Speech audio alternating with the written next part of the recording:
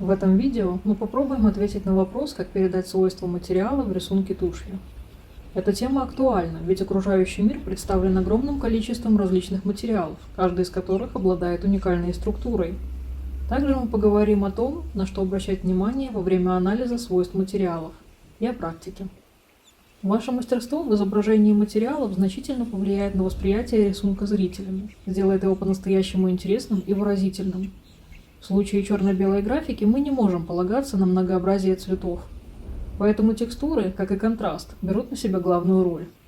Рисунок – двухмерная форма. Рисуя, мы создаем иллюзию текстуры, беря за основу свои наблюдения за реальным материалом и его свойствами.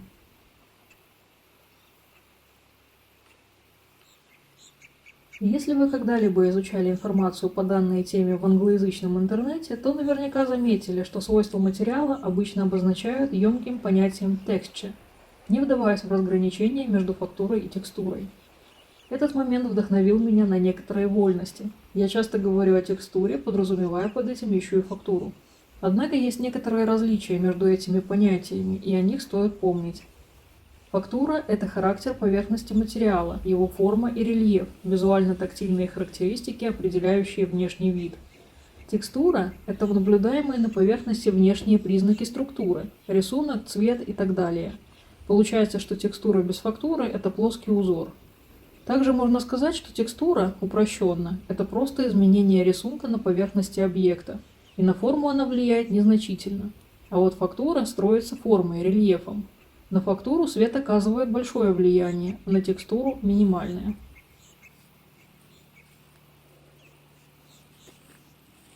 Чтобы понять свойства материала, нужно осмотреть объект, который данный материал представляет. Это первое, что приходит на ум.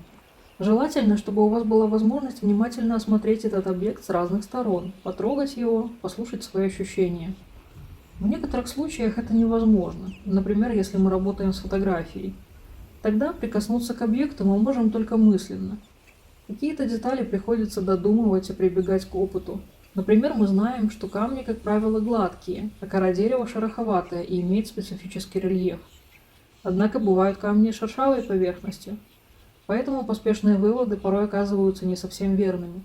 Чтобы наиболее полно проанализировать текстуру, можно задаваться определенными вопросами. Например, какова отражательная способность у этого материала? Насколько он глянцевый или матовый? Сколько бликов вы видите? Как можно его или их охарактеризовать? Что это за материал? Органический или искусственный? Как можно охарактеризовать рельеф? Материал скорее гладкий или шершавый? Этот материал новый или старый? Как это влияет на его свойства? И есть ли признаки прозрачности или просвечивания?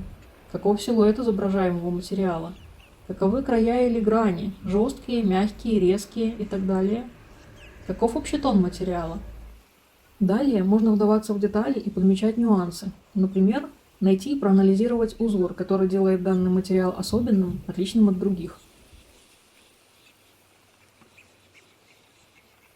Развивайте наблюдательность в обычной жизни. Стоит смотреть на объекты и запоминать отличительные черты материала, из которого они сделаны. Представляете, как такой объект будет выглядеть в туши. С опытом этот процесс становится все проще и быстрее. Поможет также анализ черно-белых фото разных объектов.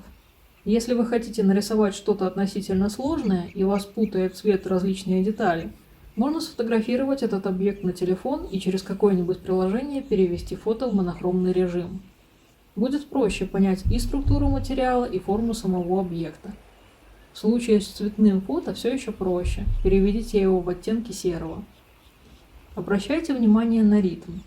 У любой текстуры он есть, просто у каких-то видов ритм четкий, как, например, у чешуи рыбы, а у каких-то он лишь угадывается. Также старайтесь вычленять отдельные формы или линии, которые составляют узор.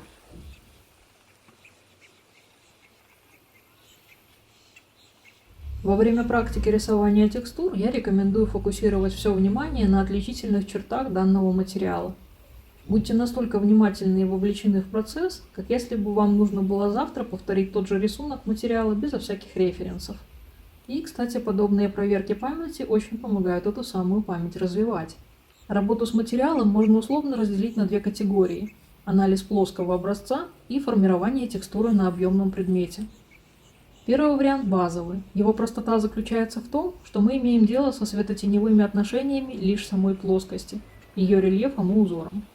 Второй вариант представляет собой двойную задачу, поскольку к базовому рельефу и деталям добавляется еще и форма самого объекта.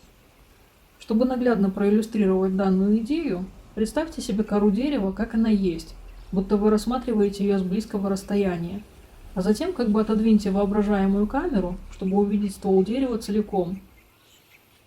Когда вы видите форму, становится понятно, что именно она первична, а текстура уже ложится поверх нее.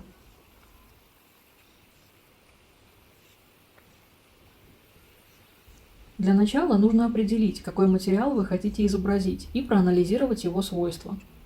Полезно расчертить небольшой прямоугольник или квадрат, круг, любую другую фигуру. Она будет рамками для нашего образца. В данном упражнении акцент делается на рельеф и узор, поскольку форма и объем самого объекта не вносят существенных корректив.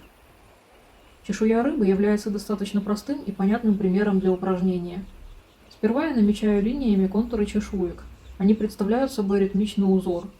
Важно, чтобы в этом узоре была вариативность, иначе образец будет смотреться ненатурально.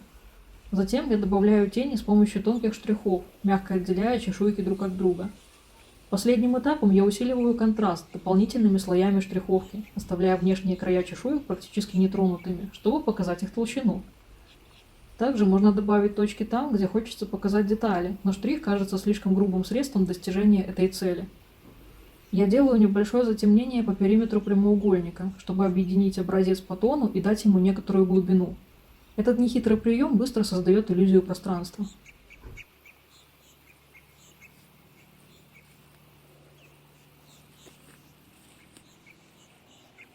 Также полезно делать упражнения на совмещение формы и текстуры.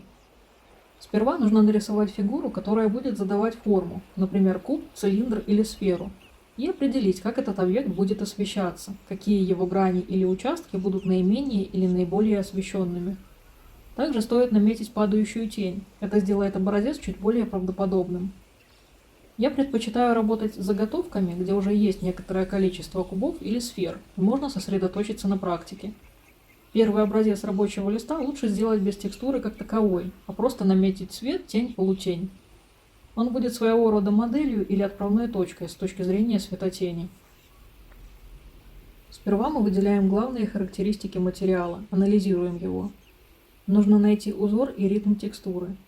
Возможно, вы захотите добавить уникальные черты вашему образцу, например, сколы, трещины или другие подходящие детали, которые повлияют на форму. Обычно я начинаю рисование с контуров и главных элементов рельефа, работаю линиями. Затем я показываю с помощью штриховки, какие грани или участки нашей фигуры являются менее и наименее освещенными.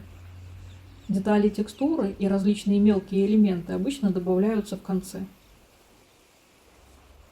Каждый материал по-своему уникален, поэтому сложно привести один алгоритм, который сработает в любом случае. Чем больше вы практикуетесь, тем проще найти тот вариант анализа и последовательности шагов, который подходит именно вам. Вариантов ведь куда больше одного. Вариантов, какие текстуры можно изобразить на форме, огромное количество. Вы найдете что-то по душе, если просто посмотрите вокруг и будете наблюдательны. Я рекомендую начинать с более-менее простых однородных текстур, которые вам знакомы и понятны, только потом переходить к более сложным. Если хочется изучить какой-то материал как можно глубже, попробуйте создавать коллекции образцов, посвященные одной теме, например, дереву или шерсти. Кстати, это еще и отличное упражнение на изобретательность и нестандартное мышление. Кто сказал, что вы должны просто надевать текстуру на произвольную форму? Сам объект может стать формой. Например, вместо обтягивания куба текстурой клубники можно нарисовать саму клубнику, чуть видоизменив и упростив ее форму. По мере формирования своей визуальной библиотеки и укрепления навыков переходите к более сложным материалам. Исследуйте текстуры, которые демонстрируют неритмичный узор, и те, что кажутся непонятными без цвета. В описании под видео я оставлю ссылку на подробную статью о рисовании материалов тушью. Она содержит дополнительные примеры, более полное описание этапов рисования и некоторые детали, которые не были упомянуты в видео.